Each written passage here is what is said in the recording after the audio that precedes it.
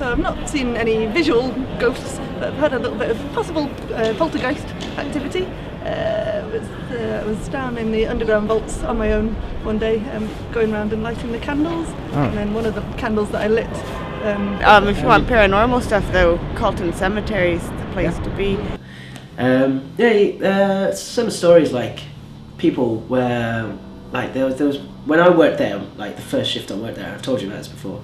When I worked there, there were two girls, and I believe there was another manager and another guy, and myself, my first shift.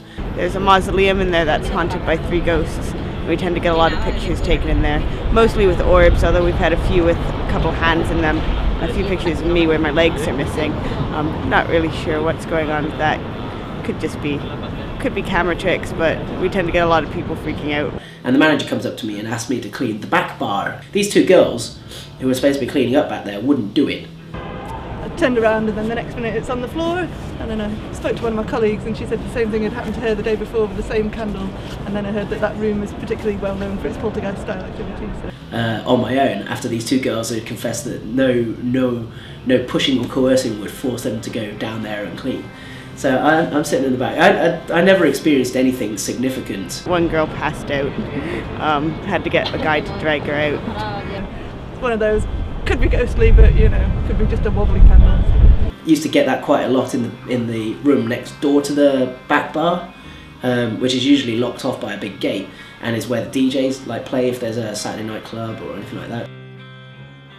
Where the DJs play if there's a Saturday night club or anything like that.